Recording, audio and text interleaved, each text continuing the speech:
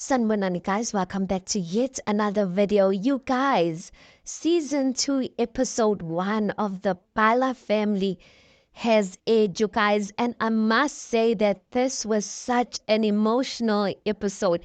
Emotional episode, but at the same time, I'm just like, in one episode, like how long was it? 25 minutes or something?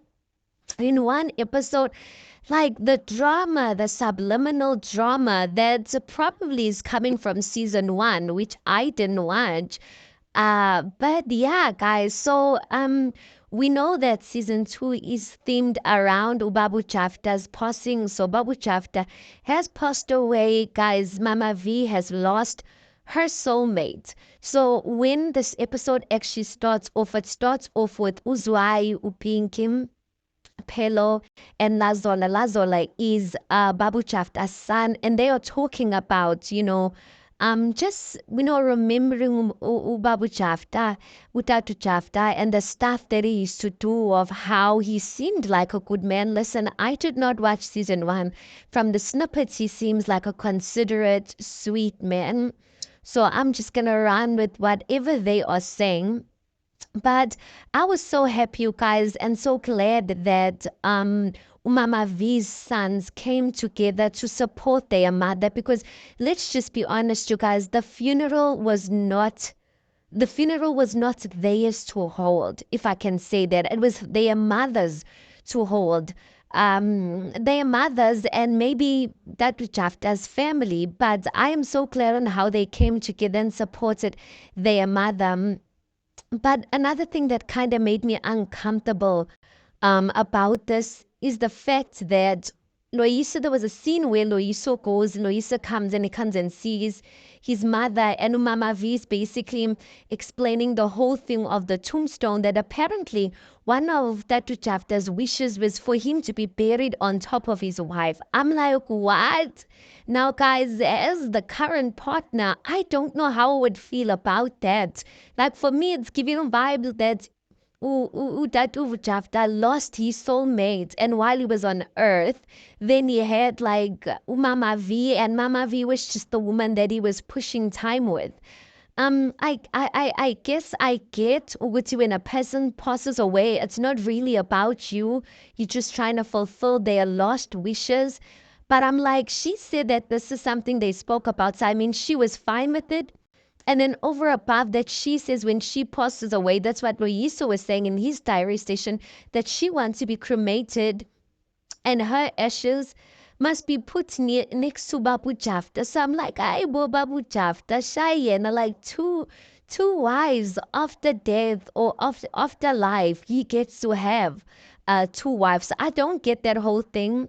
I would definitely be uncomfortable with that, because sometimes I just feel like people make wishes, and then when they pass away, the wishes that they have are just, they're not, they don't make sense. Do you understand what I'm saying? So, like for instance, in this situation, Babu Chafta wanted to be buried next to his wife, and the tombstone is not fine, guys. So now they have to revive a tombstone for two people on whose budget. That's what I'm saying. Some people, they make wishes and then they expect those wishes to be fulfilled when they pass away, but it doesn't make sense right now. And Umama V is pushing that, which I kind of felt like I was kind of uncomfortable with it, because Uloisa said he's the financially stable one, which means he's the one who must pay for both of the, like, one woman's tombstone that he knows nothing about, probably has never met in his life, and Utatu Jafta's tombstone. I felt like that was kind of unfair. I felt like Umama V was putting standards, because she said something about standards, and obviously there is a standard already, you guys, because for the fact that Utatu Chafta was on the Bala show, they know if he has a funeral that's not dignified, it's not going to be on Babu Chafta's family. It's going to be on the Bala family's name. But I kind of felt like it was kind of unfair for Mama V to put these standards with her son's or her children's budget. But anyway, they came through for her, and the only thing that matters as black people when there's a funeral is just so that we can pull through so it passes by. But I was just like, nah, ma'am.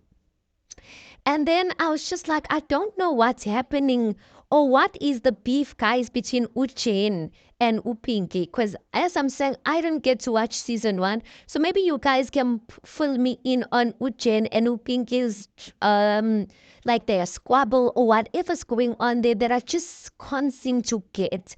Because to me, Upinki looks like she's a chilled person. She looks like she's a straightforward person, like a person who's gonna like call a spade for a spade.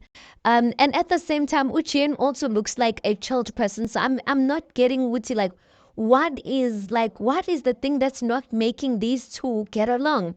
At that time, I'm just thinking to myself, guys, have you seen changed children? They are mini pinkies, basically. Because when I was looking at Upinki, when I saw her, I saw Jen's children on her face. So I'm like, I don't even get what's going on there. That's like what is it that makes them like not get along?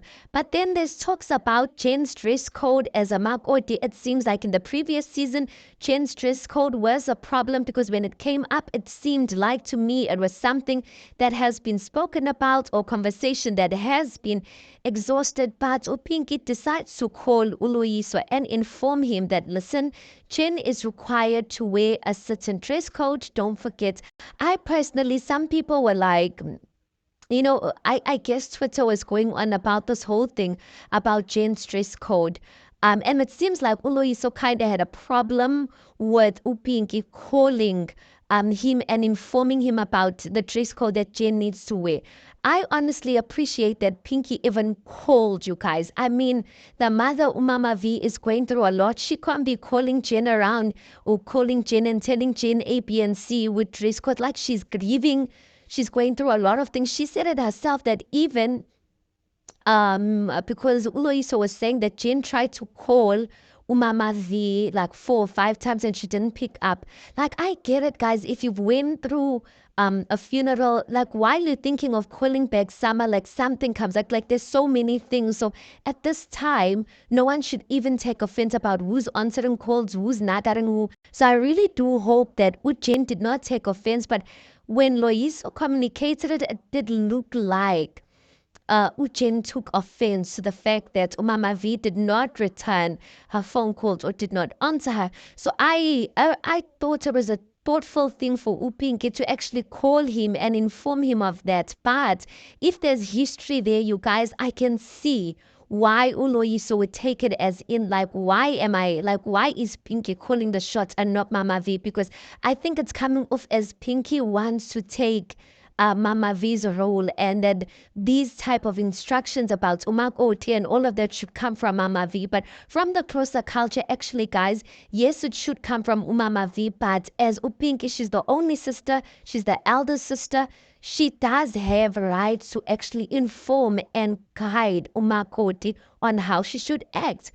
But it's such a weird conversation because Uchen has been married there for years. So why should she even be, instructing?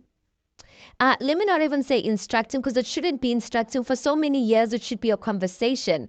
But yeah, people are like, clearly Jen does not want to comply. Like, how many times, like, why should she even be told about such things?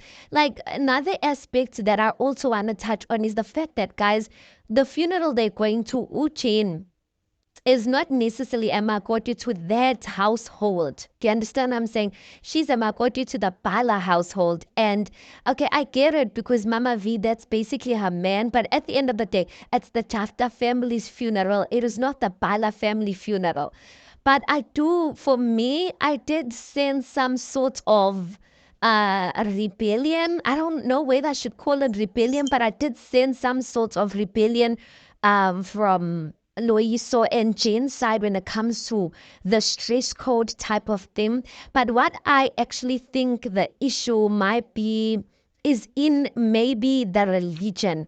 Loyiso is a born again Christian, guys, and his wife is a born again Christian. And let's be truthful, when it comes to Christianity, there's not much like Christianity and culture are not the same thing. But when it comes to Christianity, there's a lot of liberalism that happens there. Like if you come to like when you see the churches that are in Joburg and in the suburbs, like people are not that like you see people like maybe in white churches, people wear shorts to church. Like it's not really a hoo-ha thing. And then when you go culturally, like it's a different thing. So I honestly think that they that might be something of like in like Loiso's household, and the religion that they hold on to, like short skirts and wearing the way you want to wear, like isn't much of a thing. But I do think that even though they are Christians, they still need to respect the fact that their whole family is not Christians. And at the end of the day, Jane is married into the Bala family. So I think Jane's problem is my husband doesn't have a problem with it. So why should the family then be putting on like unnecessary pressure onto me? Which is something I get, because I mean, if your husband is not going to put the boundaries there, or if your husband's not going to have a problem with it, then he should at least communicate it to his family. But at this point, they've been married for so many years. I just feel like I agree with Uloyiso and Loyiso's like, why is he, getting mixed up in women affairs? Because dress codes is women affairs, and I feel like it's unfair for Uloyiso to be involved in such things. But at the same time, I blame him, because if he has a problem with his family putting such rules and regulations for his wife, he should put his foot down and say, listen, my wife is not going to do A, B, and C.